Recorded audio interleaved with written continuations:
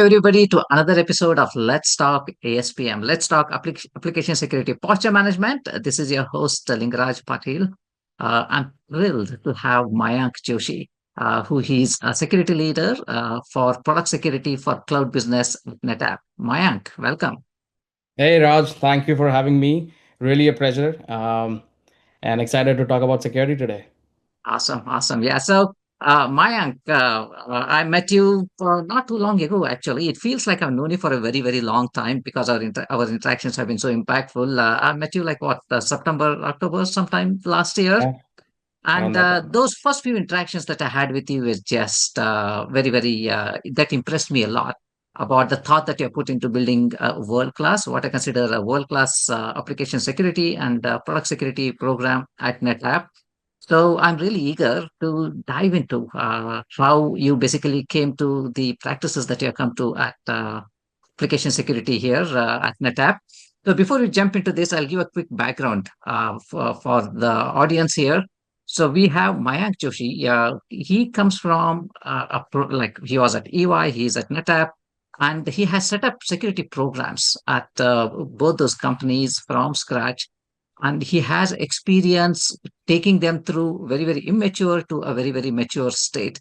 So that's what we'll talk about. We'll put a lot of emphasis on how he built, how he has seen the evolution of product security from doing pen testing maybe once a year or twice a year or something like that to now a very robust program. And then we'll also look into his view of how product security is right now with ASPM added in, independent governance, why it's important, and then we'll also talk about how AI is changing. So that's the overview of the discussion that we have. So, Mayank, let's get started. Superb. No, thanks. Thanks a lot. So yeah, as you rightly mentioned, right? Like I lead cloud and product security for NetApp's cloud business.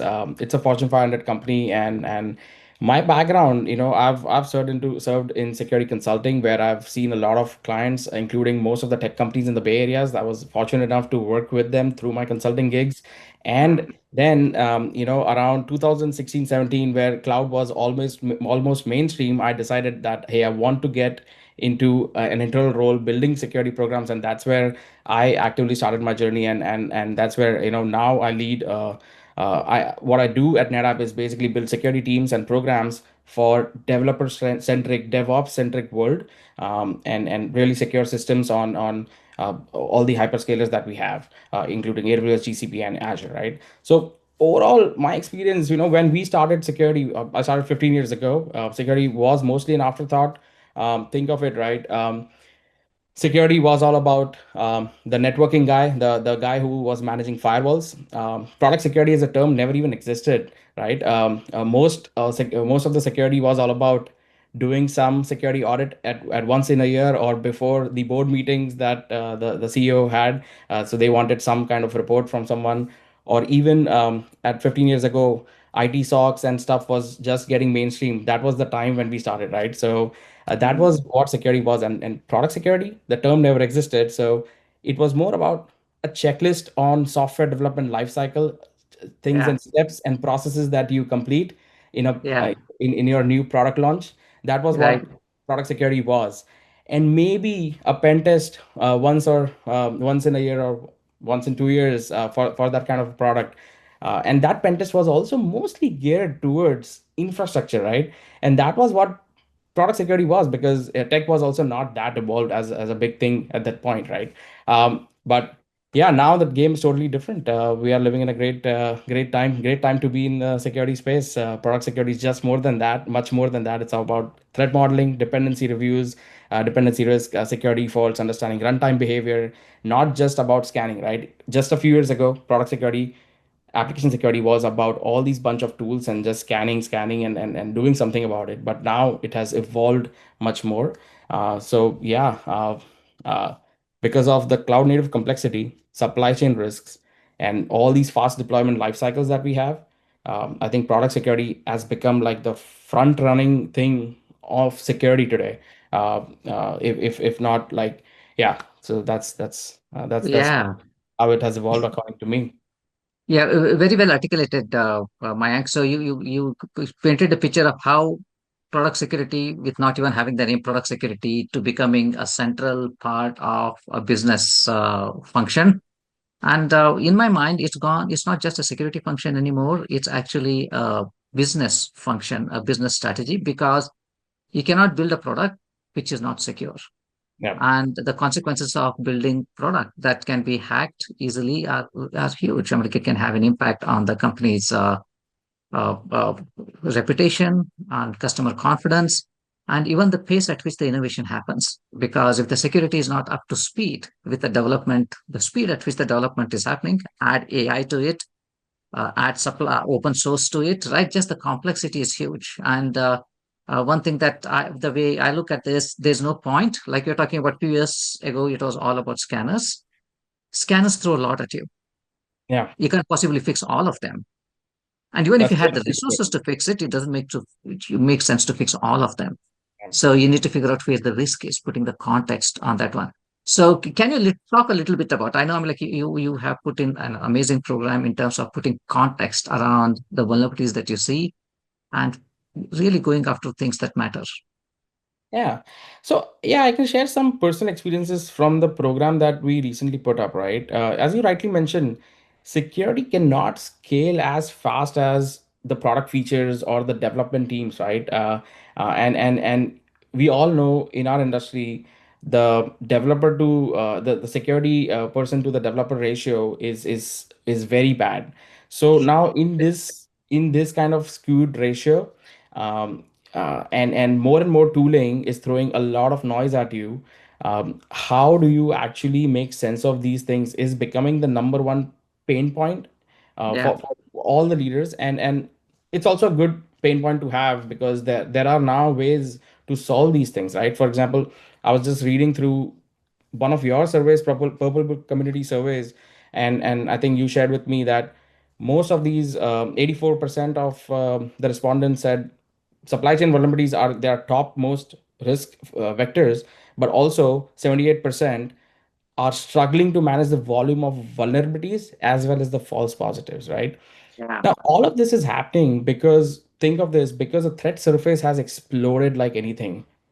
Bring in cloud to the mix along with APIs, open source, microservice based architecture, and now AI generated code, right?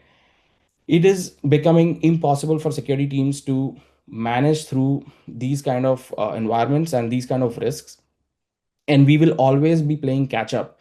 And because AI is also in the hands of the attackers, right, it is becoming extremely challenging to defend. So mhm, prioritization is becoming difficult. yeah, Overall, I think and on top of this, even though you could secure your infrastructure properly, what we have seen recently in the last 2 years, the trends, people have started attacking the whole software supply chain. Think mm, of people attacking the people inserting malicious packages in npm mm, and python package index, right? Typo squatting, where they are just changing the names of certain popular libraries so that in the effort that developers would download that and actually it would inject a malicious library into their tech stack. Taking takeovers of legit libraries, we've seen that. mm, mm, Web3.js was a recent example. So some of these are completely outside the purview of your typical scanners or yeah, typical effort to just protect the infrastructure tech stack of the application, right? How do you mhm, prevent this? So supply chain security itself is becoming a very important and very central part of the whole AppSec program, which actually has been ignored mm, all through these years, right? And this is like a very new attack vector. So um, th these kind of complexities are making it difficult to do security, and that's where I think AppSec, product security and application security, is gaining a lot of momentum. Think of all the VC money. Where is it flowing these days? It's not flowing at your typical cloud security kind of companies. It's flowing into most of AppSec vendors today. So many yeah, companies came up in this space. So much of mm, money flowing into this space. So think of this: the smart money is flowing in all the problems which are relevant, right? So yeah. that's where AppSec is becoming more and more important. It's gaining a lot of traction, and even if you're not a tech company, you need to still do AppSec for your Yeah, internal products and stack, because you could be secure on your perimeter, but yeah, still still have malicious actors in your applications internally, which could move laterally later on. So that is absolutely. the issue today. Absolutely, absolutely awesome. Yeah. So in terms, so you talked about you lay the land, the landscape of how the risk has proliferated from supply chain to AI, right? So uh, how are you managing it? I'm like it's very very complex, but obviously you're doing a very good job of putting guardrails around it. I know ASPM is one example of it. Can you talk a little bit about how you are managing it effectively? Yeah. So one thing so yeah, I think we all are trying to do the best with the resources we have. One of the challenges we faced, and probably this is a very common challenge, if you have a size and scope, which which if you are a security leader, and if you have multiple product teams or application teams whom you are serving as a security leader, then this kind of problem will arise, right? I mean, are you going to start giving white glove services to each of these teams and manage Mm, their vulnerability program individually? mm, How are you going to collect the whole security context for these applications, which would include understanding what the application is, getting all the data from all the security scanners, um, mhm.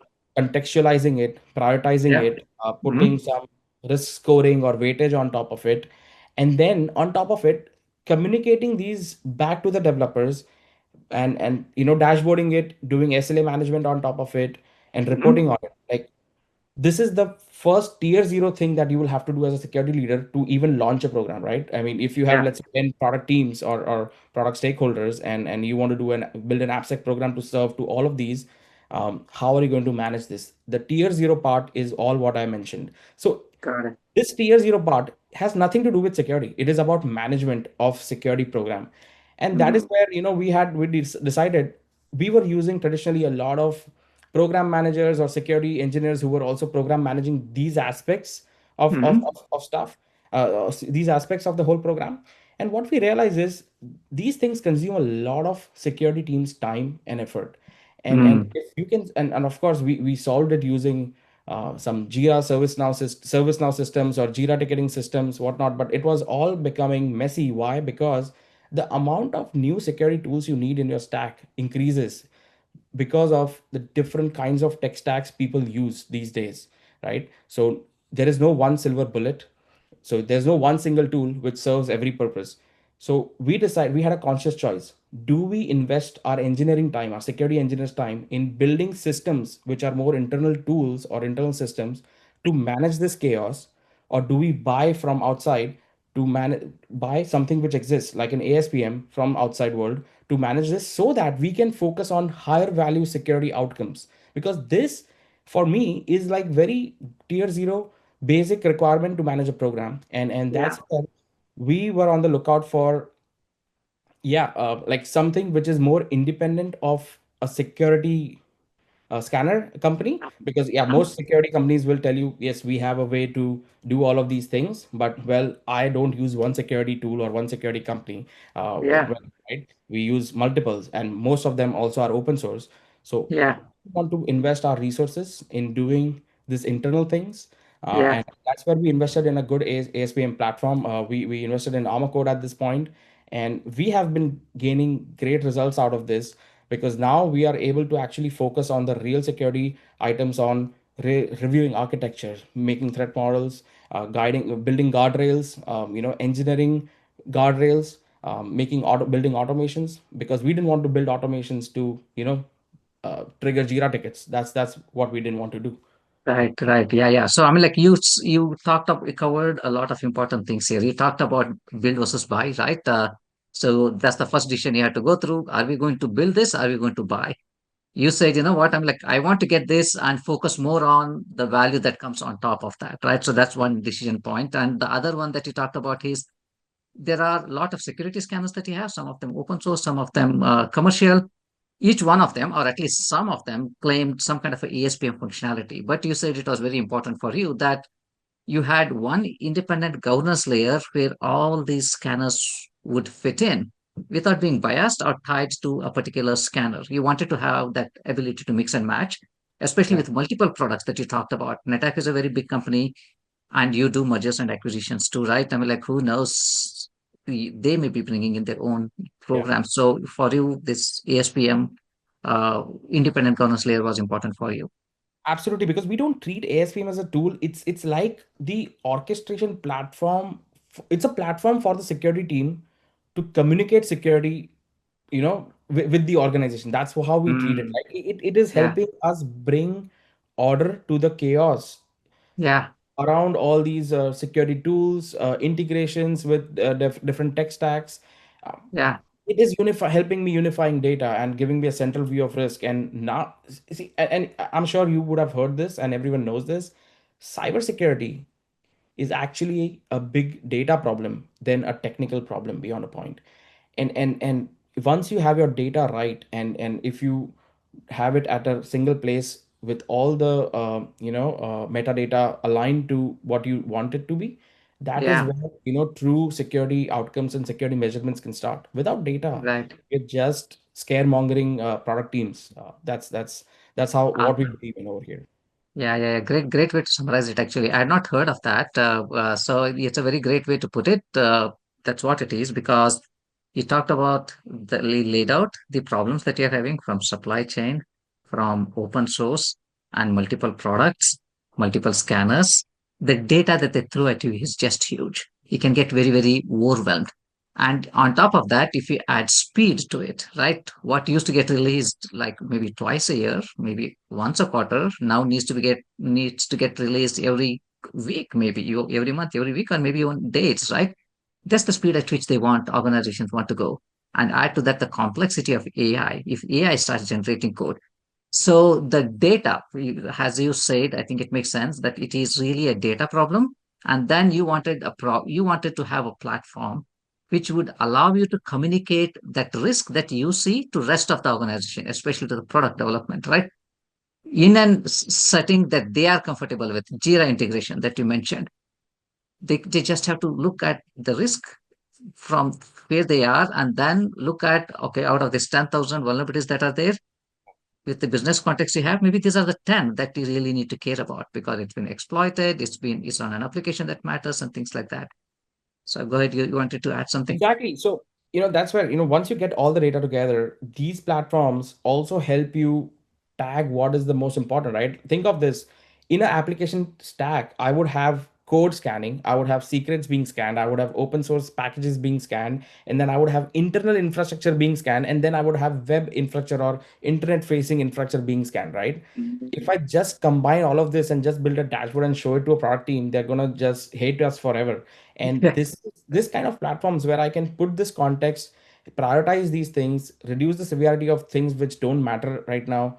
That is where the real value is. And then on top of this, today we can leverage EPSS scoring. We are also looking at something, these days everyone is trying to do runtime analysis of what is exactly running on production, to what kind of libraries are running on production. So like those kind of contexts, when we build into this platform and give it to a product team, they are much more equipped to make the right investments of their developers time to solve for security. And that's how this, so enrichment of data is what is very important. Every, data can be consolidated even in an Excel sheet, but yeah. that's not important. It's about the enrichment capabilities that you get, and that's more important. All right, yeah, thank you. That's a great way to put it. So Mayank, let's talk about, we talked a little bit about AI, right? And there is a lot of talk about Gen AI and talk about agentic AI. And ArmorCode recently launched Anya, right? And you got your hands on it. So do you want to give your perspective on, is that useful? If it is, how is it useful?